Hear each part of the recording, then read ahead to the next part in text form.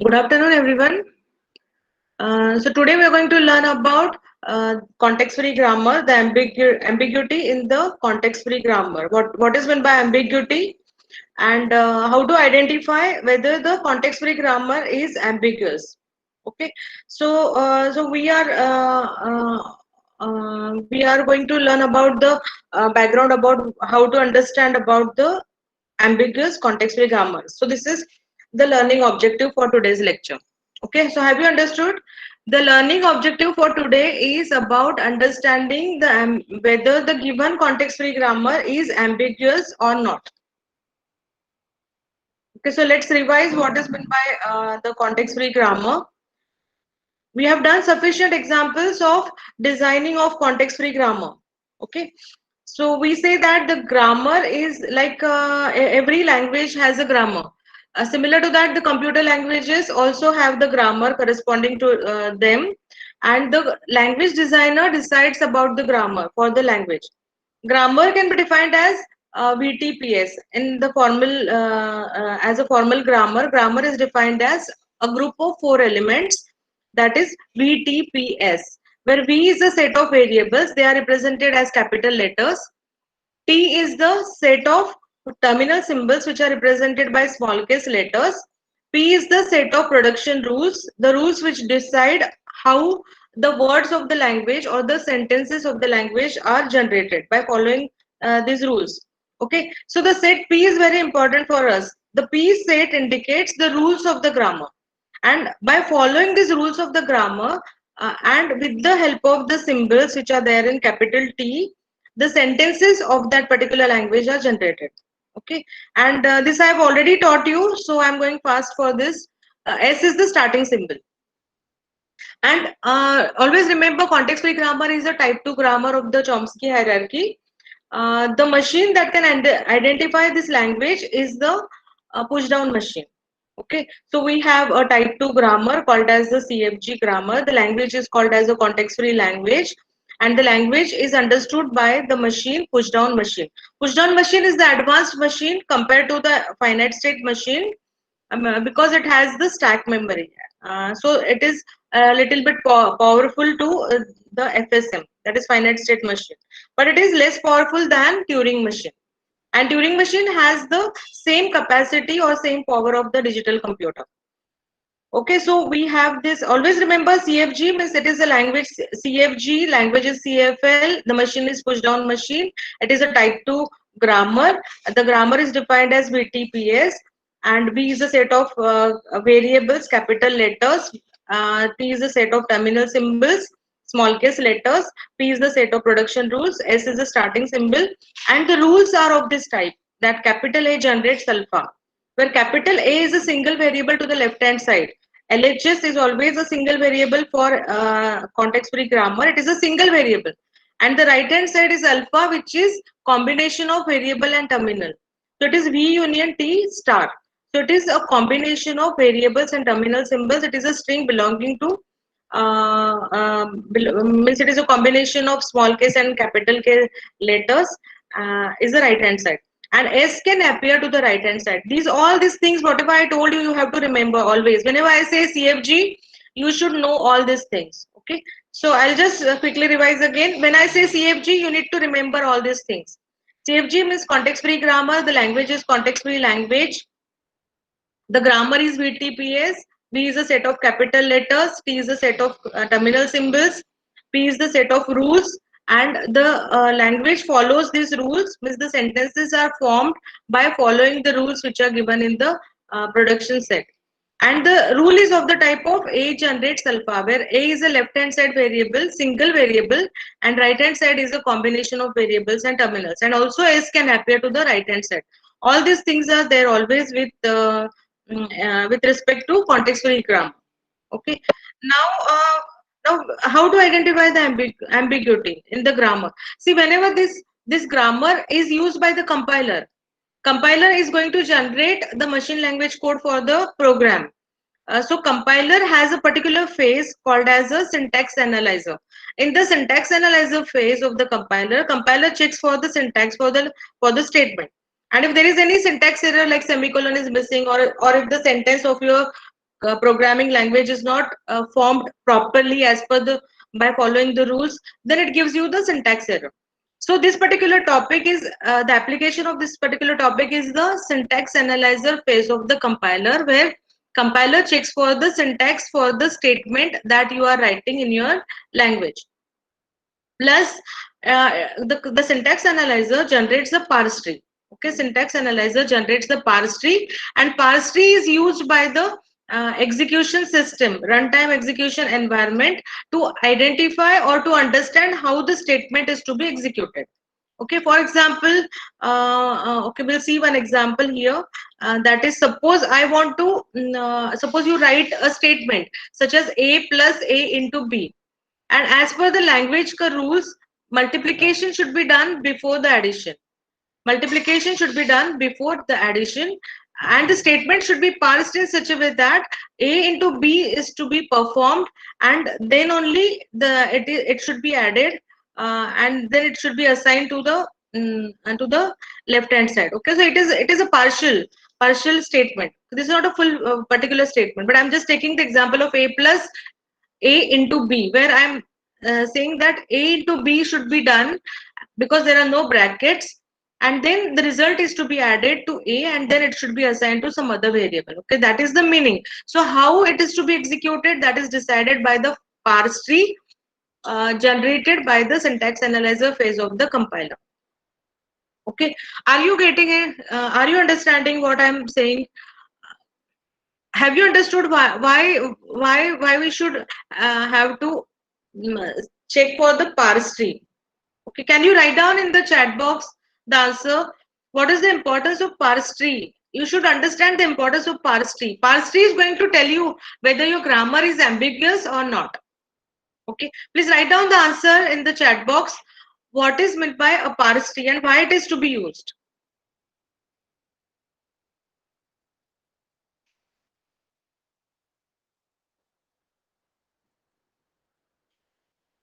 Write down in the chat box, or you can unmute and answer me the question. My question is that why parse tree is important.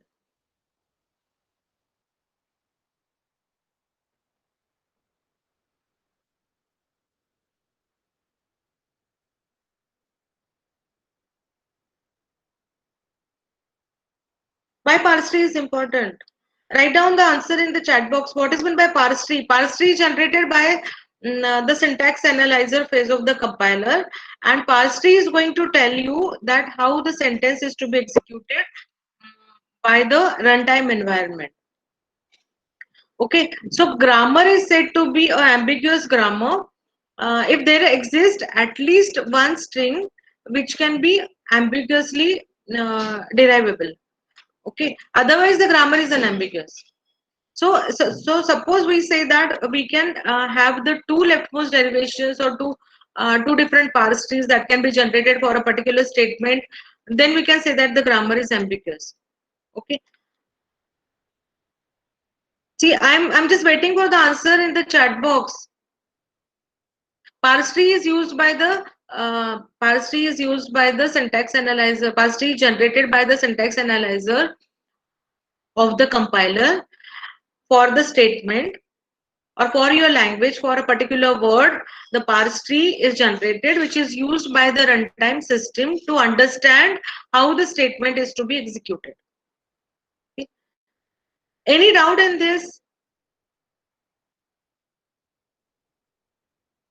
Okay, any doubt in this? See, why are you not replying on the chat box?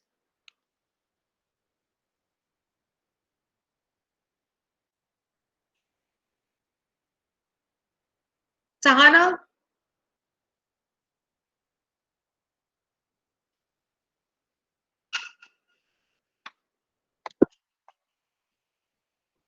Bishra is just now saying no doubt. Okay, because I'm not understanding whether you have understood about the parse tree or not. Okay, so now I'm seeing the answers. No doubt as answer. Parse tree is we can draw the parse tree for a particular word of the language, or for the sentence of the language. we can, when we design the language, or when we design or we want to cross check, we can draw the parse tree for a particular word of the language, or for the sentence of the language. Now how it is applicable in the computer systems, that we have the compiler has a phase called as a syntax analyzer, which checks for the syntax. The syntax analyzer phase of the compiler also draws the parse tree, and the parse tree is used by the runtime system to understand how the statement is to be executed. Okay, so here see, we can, whenever we see that there are two different parse trees for a particular statement, then we can say that the grammar is ambiguous, because then how runtime system will understand how to execute the statement, because there are two parse trees. Okay, for example, if you are not understood, just see the example. Suppose I have the grammar VTPS, where V is S, T is small a b, and P contains these four rules: S is equal to S plus S is equal to S into S, or S is equal to small a, or S is equal to small b. These four different rules are there. Okay, now I have a statement called as a sentence of my language is A plus A into B. Okay, so now as I know the C language rules, I know that multiplication is having the higher precedence over the plus sign. Okay, multiplication is having the higher precedence over the plus sign, so multiplication should be done before addition. That I know as a person, because there are no brackets. So suppose I want to draw the parse tree for this by following this grammar. So what I'll say is that, suppose I start from the starting symbol S. Now I have to generate this particular word, a plus, and sorry, the terminal symbols are here, plus and multiplication, and a and b. Okay, so I say that it is S into S is equal to S into S. Okay, then means I am applying the second rule. Now I say that for the left hand side, if I say S is equal to S plus S, and then if I say this S is equal to A, and then this S is equal to another A, and the third S is equal to B. Now what will happen is that in this particular parse tree, what will happen is that A plus A will be executed before multiplication. So addition will happen before multiplication, and then the answer of this addition, this is multiplied with this particular B. Okay, so what will happen here, A plus A ka value will come here, that value is multiplied with the value of B. Okay, so B, this particular solution for this particular thing is B is multiplied with A plus A. So it is one way to, because I can derive this way, I can derive from these rules, I can get this particular parse tree. Plus, even I can get, if I change the sequence of application of rules, I can even say that S is equal to S plus S for the first time. And then I'll say that the left hand side S is equal to small a. And then the right hand side S is equal to S into S. Now I'm applying the second rule here. For this particular S, see what I'm trying to say you is that, suppose I start from the starting symbol S. Now I have four different options: S is equal to S plus S, or S is equal to S into S, or S is equal to small a, or S is equal to small b. Now I can select any one of the rules. So suppose I'm taking the second rule, so I can say that S is equal to S into S. Then I can say that left hand side ka S ke liye I can use the first rule. So I can say that S is equal to S plus S. Now for this particular S, I'll say that S is equal to small a. For the second S, I say S is equal to small a. For third S, I say S is equal to small b. So now what is it? What is it getting as? A plus A into B. Okay, but it is addition is happening here before the multiplication. And suppose I now change the sequence. So now what I can try, I'll start from S. I'll select the first rule for the first time. So I'll say that S is equal to S plus S. Now for S is equal to S plus S, now I'm having the leftmost a variable, leftmost S as a variable. For that I'll apply the rule as S is equal to small a. Then for the second S, I'll say that this second S is equal to S into S.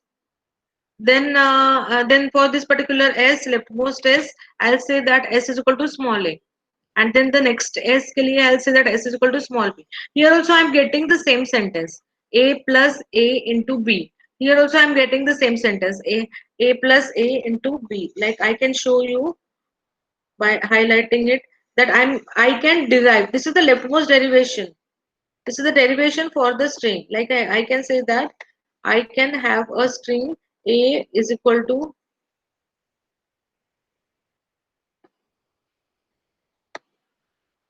this is uh, A plus A into, sorry, here it will be, yeah, like this, here B.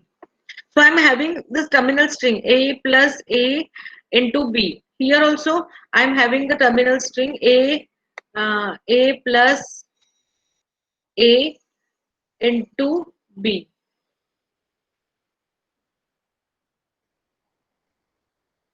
Okay, so I'm getting this particular string in the red color, that A plus A into B. Means I can derive this particular statement A plus A into B, A plus A into B, um, in multiple ways.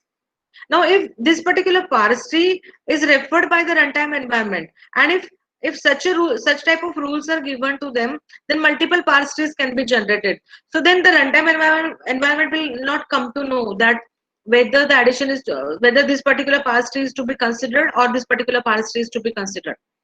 Means what I'm trying to say you is that suppose I have given a particular grammar, if I'm able to draw two different parse trees, then there is an ambiguity because the runtime environment can also derive multiple parse trees, and then it will not be able to understand whether to refer which particular parse tree to parse the sentence, which to execute the sentence.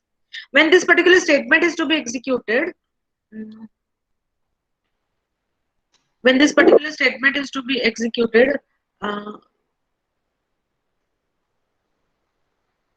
when this particular statement is to be executed, it can be parsed in multiple ways. So now the runtime environment is confused and it is not able to understand how to execute the statement. If this particular parse tree is to be generated, then addition is done first. And if this particular parse tree is to be considered, multiplication is to be performed before addition. And then you get the right results. A into B, that answer you get here. And here this is A. So A plus this particular answer. This way it will be executed. Okay, so just remember that from a grammar for a particular statement, the syntax analyzer always generates a parse tree, and the parse tree will tell us how that particular statement is to be executed. So A into B, here for this case, how runtime environment will execute it, that it will multiply A into B, it will get the answer, that answer will be added to A, and that will be assigned to S. So this will be your execution.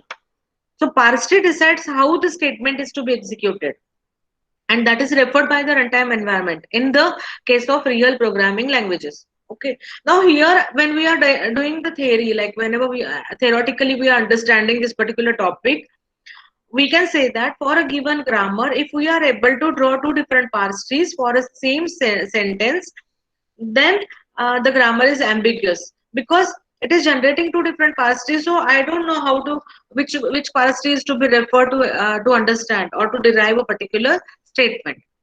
So if the answer is that if we can generate two different parse trees, the grammar is ambiguous because there is ambiguity. Which one is to be referred is a question, because the rules are not written perfectly.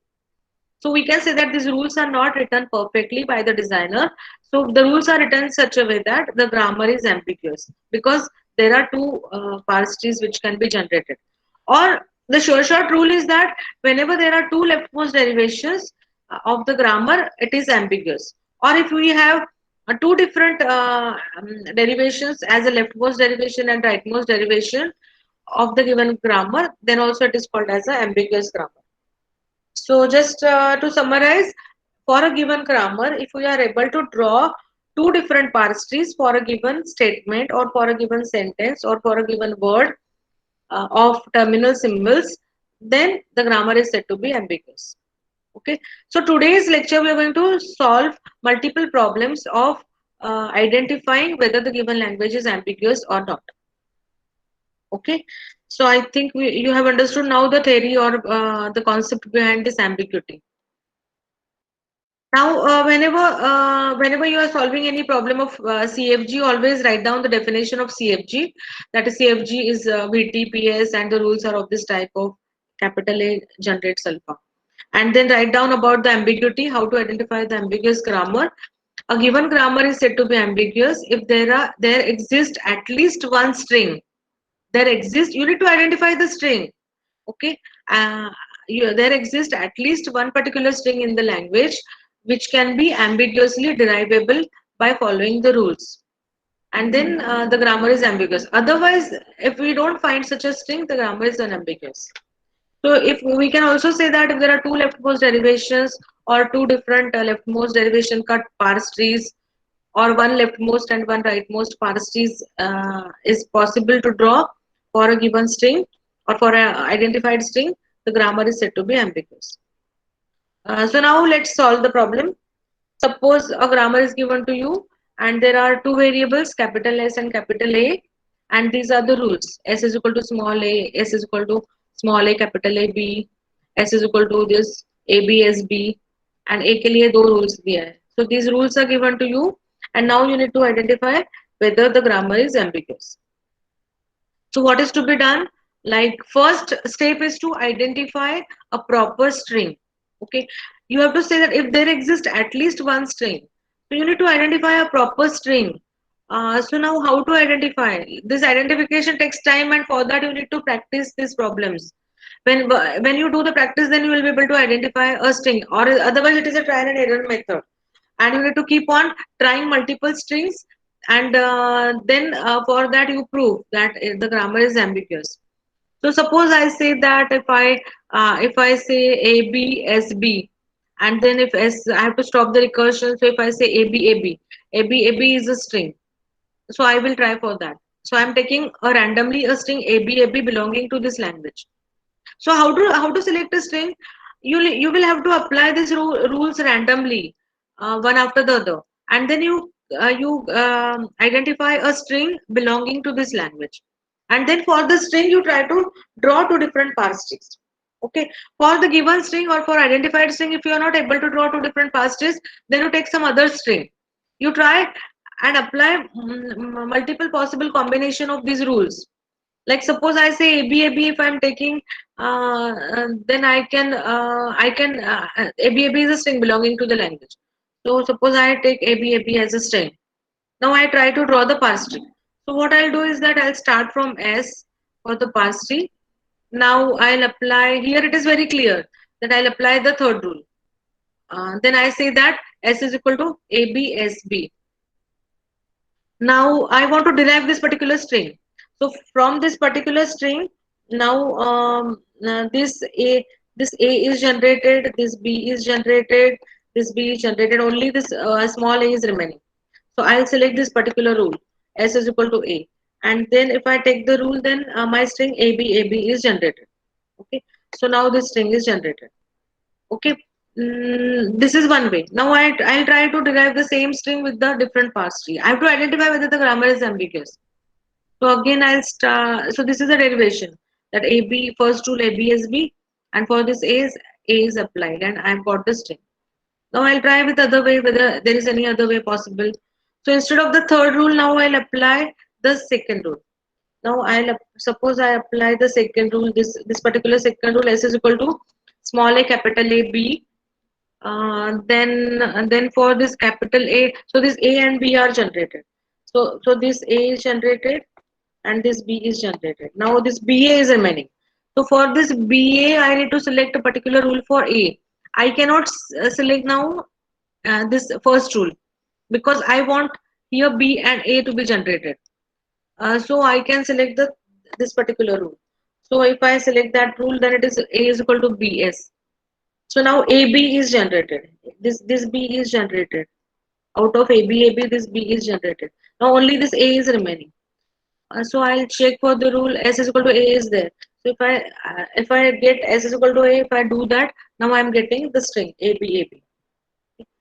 So what I have done is that I have selected a particular string belonging to the language. I have selected ABAB as a string belonging to the language, and I tried multiple possible combinations of applying the rule. And I am able to draw two different parse trees. Now, if you observe these parse trees, here the parse trees are not same. So if such parse trees are given to the runtime system will not be able to understand that for generation of AB whether to follow this particular rules or this particular set of rules. Like S is equal to small a, then A is equal to bs, and then so AB is generated in multiple ways from the given grammar. Okay. So we have studied no leftmost derivation and rightmost derivation, that you must be remembering. I have taught you in the first lecture about leftmost derivation of a string and rightmost derivation of the string. So your string is AB, and you can have a leftmost derivation, rightmost derivation, or if two leftmost derivations, and if your trees are same for each and every derivation, if your trees are same, then you can say that the grammar is unambiguous. But it there may not be a guarantee, but for a particular string it is unambiguous. So you will have to try for multiple strings, like you have to break the rules. As a tester you have to work here. Okay, you don't have to work as a designer. The designer has already designed the grammar. Now your job is a job of testing whether the grammar is ambiguous or not. So you have to work as a tester. So you may take a particular string and you try, and if you are getting the same parse tree, then you take the another string and again try, and you try to break the rules. So tester's job is to show that there is some error. Okay, so you take the first string, like here AB it is not giving me any problem. It is giving me a problem, and I can easily identify. But you may get a string such as S is equal to BA. If S is equal to BA, then there will be only one string, one particular S is equal to BA के लिए there will be only one parse tree. So you will not be able to identify whether the grammar is ambiguous or not.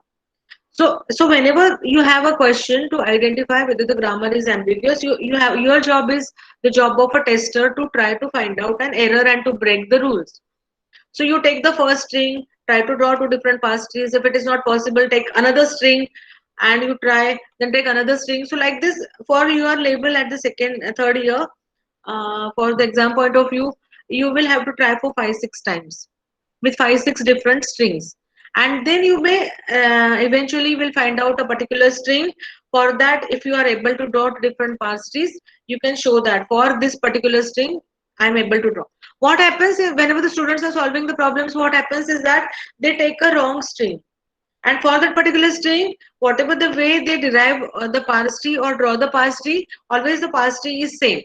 And then they say that, okay, for the given string, the same parse trees are there, so the grammar is unambiguous. But when I correct the papers, that time I don't take the same string. I take some other string. And for that other string, I can draw two different parse trees. So in that time, at that time, I can say that the grammar is ambiguous. Okay, so you cannot rely only one string. But for the first string only, if you are getting two different parse tree, you can say that, because the definition says that even if there is only one string, for that if you are able to draw two different parse trees, the grammar is ambiguous. Means for unambiguous grammar, for all the strings of the language, for all the words of the languages, whenever you draw the parse tree, it should be the same. Okay. I'll just repeat this again. Whenever you want to identify whether the grammar is ambiguous or not, your job is the job of the tester. In that case, you will have to try to prove that the grammar is ambiguous. Then you take a string. For the string, even if you are not able to draw two different parse trees, if the same parse trees are drawn, that string may not be the correct one. So you take the to leave that particular string, take the another string.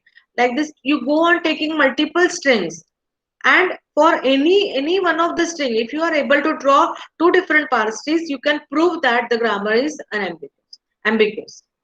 Okay, so if you are able to draw, like for the string AB, if you are able to draw two different parse trees, then you can say that the grammar is ambiguous. Like this, I can now write down my answer that there are two different parse trees for the string AB, so the grammar is ambiguous.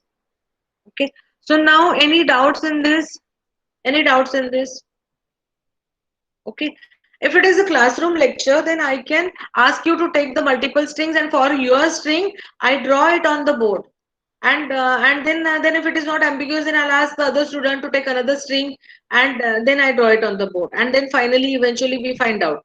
But that is not possible here, like drawing here on this PowerPoint or with some whiteboard is not very suitable. Okay, even I tried with the whiteboard, but it like here with the red color, the way I draw it is similar to that only, and it is not like it is not looking good. So we are doing the animations, and with the animations I'm teaching you. Okay. So I think, and there is no doubt in this.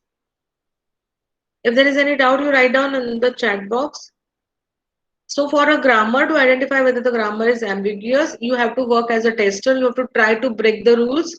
Take a string, try to draw the parse trees. Even if for the string same parse trees are there, you take another string belonging to the language. Like this, you keep on taking multiple strings and go on verifying. And sometime you may get a string. For that, you will have two different parse trees, and then you say that the grammar is ambiguous.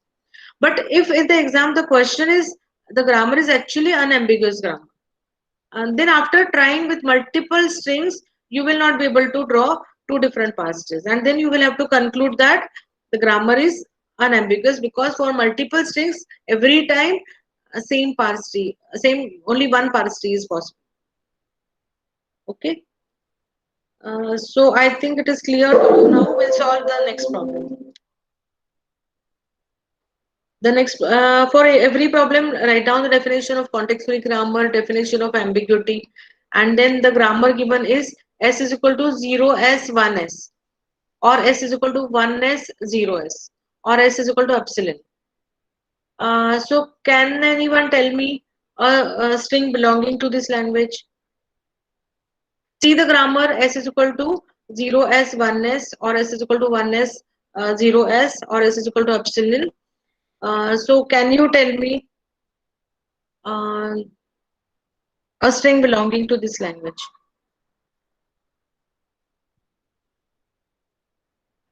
Identify a string belonging to this language. S is equal to 1s 0s. Correct. Abhisha has done correctly. 0101, or it can be any other string.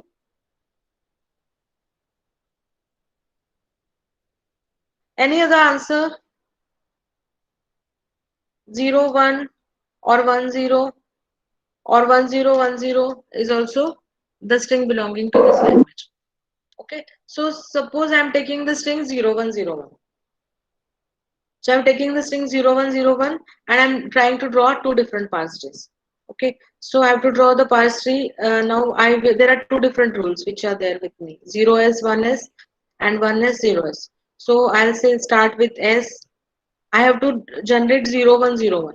So I have to naturally select the first rule, 0s 1s.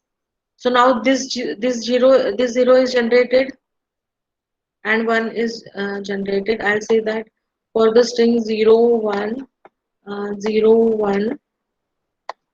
already the 0 is generated, and 1 is generated. So that say that one may be this one or this one. Okay, I don't know right now, so I cannot delete that. Then I'll try to apply the rule for s. Suppose I'm applying the second rule, 1s 0s, because I want 1 here. After 0, I want 1 here. So I'm applying the second rule, 1s 0s. So if I'm applying the second rule, here the 1 is generated. So I'll say that this 1 is generated. Even I see here 0 and 1 is generated. So this 0 and 1 is generated, that I can visually see. So now I have to check for the rule. So S is equal to epsilon is there. So I'll say that this S is equal to epsilon, this S is equal to empty symbol, and this S is equal to empty symbol. If I empty symbol means nothing, so I can remove that, or I don't have to show that. So I'll say that now the string 0101 is generated. Okay. So this is one particular parse tree. What I've done is that I've applied the rule 0s1 first rule for the first time, then the second rule for the first time. For this s, I've applied 1s 0s, and then for every s I've applied epsilon. This is the derivation. This is the derivation, leftmost derivation for the string 0101 from s, and this is the parse tree. Now I'll try to break the rule. I will start with the another parse tree. Now I'll try with S. Then I have to apply the first rule. I have to apply here again. Otherwise, I'll not able to generate the string 0 1 0. Okay. So again, my string is 0 1 0 1, and I have to derive it. And this 0 is generated. So I'll cancel this 0. I don't know this one. So now I, instead of second rule, I can apply epsilon also. If I have to apply epsilon or epsilon here, then I can say that this 0 1. So this will be the second one. So I'll cancel this one epsilon hai, so 0 1. So this one is generated. Now I have to generate 0 1. Okay, so I cannot apply the second rule, but I can apply the first rule. So I'll say that it is 0s 1s. So I'll say that it is 0s 1s. So now 0 is generated. So I'll say remove the 0 and 1 is already there. So for the S, there is no option. I have to apply epsilon and epsilon. Now with this particular parse tree, I have generated the string uh, 0 1 0 1. So I'll cancel this one. 0 1 0 1 is again generated. And now I observe this both the parse trees. If I observe both the parse trees, so they are different. They are different. And the derivation for the second parse tree is 0s 1s. Then if I'm applying epsilon, then for the second s, I'm applying 0s 1s. And then 0 1 0 1 is already generated, so I'm applying epsilon epsilon. And finally, I've generated 0 1 0 1. So I've derived, this is the leftmost derivation, and this can be the rightmost derivation also. But here I have solved a left variable for the first time. But I can generate 0 1 0 1 in multiple ways. 0 1 0 1 is a string belonging to this language, and I can generate the same string in multiple ways. So multiple parse trees are possible. So I conclude that the grammar is ambiguous.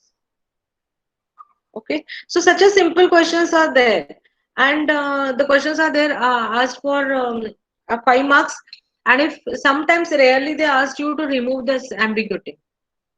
So for the removal, if the question is there, then it will be 10 marks question in the exam. Okay, but it is very easy. Once you understand it, it's very easy. You just need some practice to identify the proper string. The students, they solve the problem, they feel that after the exam they feel that they have done the correct answer, but actually their answer is wrong in that case if their string is not taken properly. So you have to take this proper string to prove that it is an ambiguous grammar or ambiguous grammar.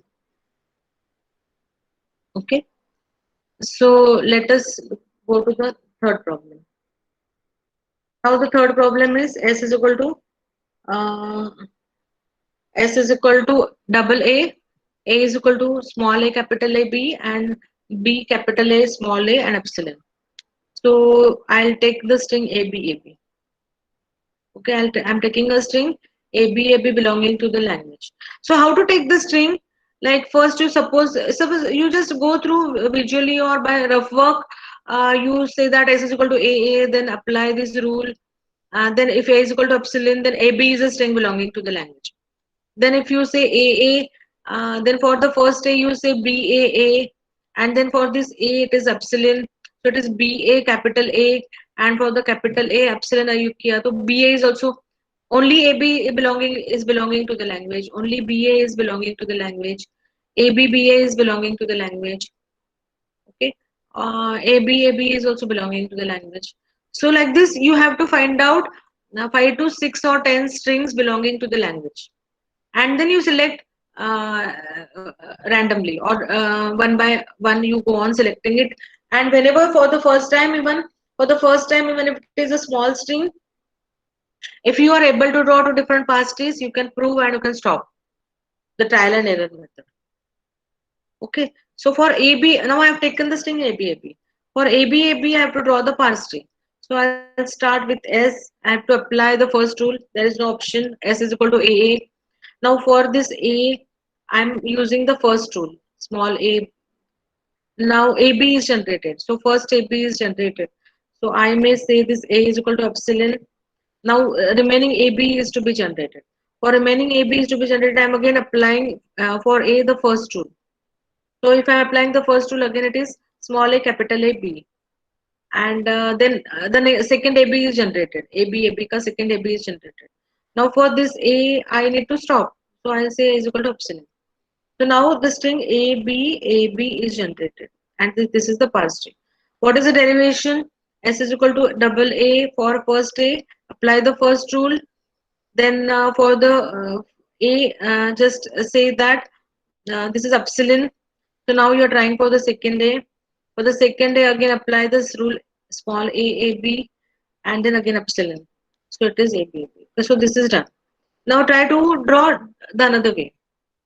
To start with S, then there is no option AA is to be used. So now can you tell me for left A what should we do? For left A what we can do in this diagram? I'm a tester. I just want to break the rules. So I'm not going to use the same technique of the previous parse tree. Now I'll try some other way. So what should I do? For this leftmost A, what I can do? What I can do? I can apply I cannot apply B capital A because my first leftmost symbol should be small a. So I cannot use this. I can use either this rule or this rule, but this rule I have already used here. So I'll try the other method. So I'll say that A is equal to epsilon. Now for the second A, then I have to apply, I have to generate this string. My aim is to generate this string. So I will say I'm applying this first rule. Okay. Now only this A and B is generated. So BA is to be generated. So I'll say again the same rule. Okay, or I have the another rule B capital A small a. So I'm applying that rule. So now the string generated is AB, AB. So for this A, I'll say that epsilon. So see here again I've generated the same string AB, AB, but the method is different. Okay. So now start from S is equal to AA. Then for first A is equal to epsilon. For the second A, it is equal to the first rule. Then for the this variable A, again I'm saying the second rule. Now AB generated, so epsilon, and this is the derivation. Okay, and now observe both the parse trees are different, so I can say the grammar is ambiguous. Okay, so now try with another problem, one more problem, a small problem. S is equal to AS or epsilon, and S is equal to ASBS. So now can you tell me a string belonging to this language? This will be the because the time is getting over, this might be this will be the last problem. For this problem, identify a string belonging to the language. Identify all the strings belonging to the language. Write down in the chat box what are the strings belonging to the language. AB is correct. AB is there. Okay, I'll write down here. S is equal to S is equal to only A. Is it possible? If I say S is equal to AS, and for the second S, if I say epsilon, then small a belonging to the language. Now AB, Nisha said, Nisha का answer था okay, only A is also there. Nisha said AB. Like this, you tell me multiple answers, multiple strings. So if AB she is saying, so I say ASBS, and for both this, if I apply epsilon, then AB also belongs to the language.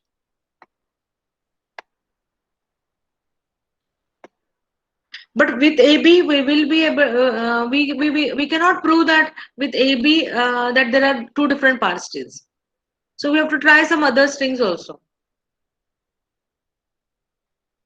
So can anyone tell me now one more string? AAB, correct. AAB, AB, AAB, then AB is also correct. Okay, so I will take Yeah, I can see multiple answers now. So AAB is also belonging to this language. Okay. So suppose I take AAB. Now for AAB, I have to draw the parse tree. So what I'll do is that I'll start from S. I'll apply the first rule. S is equal to AS. Then my A is generated. Leftmost A is generated. Then I'll say that apply the second rule. S is equal to AS and then for S is equal to epsilon is also there. So I'll apply S is equal to epsilon, and for both the S I'll apply S is equal to epsilon, S is equal to epsilon. So AAB is generated. And what is the derivation? S is equal to AS, then S is equal to A, then for the second S it is ASBS, then for this S it is epsilon, and for the second S it is epsilon, and then finally I remove the epsilon and I get the string as AAB. Okay, now I'll try with the other way. Start from S. So now can anyone tell me which rule to apply? I have applied S is equal to AS for the first time. Now I will not apply this rule. I'll try to apply the second rule, third rule. So I'll say that S is equal to ASBS. Now this AB is generated. From AAB, AB is generated. So means I can say that the leftmost A and rightmost B is generated. So for this S, I will have to apply the rule as S is equal to AS. So this A is also generated. Now AAB is already generated. For the remaining S, I'll say it is epsilon. So this is a different parse tree and different derivation. I say that S is equal to AS, then this S is equal to AS, and then epsilon, and then the final string. Okay, so here I'm able to draw two different parse trees. For a given string, I'm able to draw two different parse trees. So I conclude that the grammar is ambiguous. Okay. So always remember you are not the designer. You have to prove that the designer has done the wrong thing and what is the error and identify whether it is ambiguous grammar. So you will have to take multiple strings, and for any particular string, if you have 10 different strings, and for even if for one particular string, if you are able to draw two different parse trees, then the grammar is ambiguous. Means for every string, uh, if the grammar is for every string, the grammar is uh, means for every string of the belonging to the language, only one particular parse tree is possible.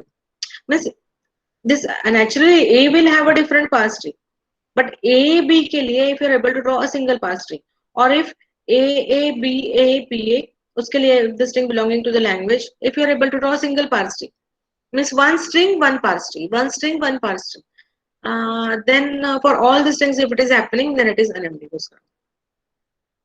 So can you tell me any doubt in this? So it is this problem will take much time. So we can solve it afterwards because the time is over. We will solve that problem next time. Have you understood properly about ambiguity, and how to check whether the grammar is ambiguous?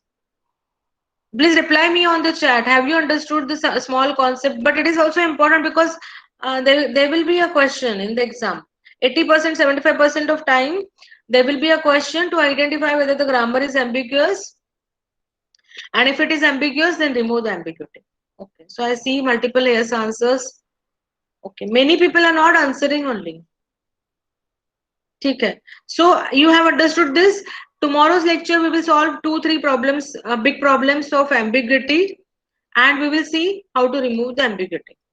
Okay, if possible, we will see removal of ambiguity problem. Okay, so see you tomorrow.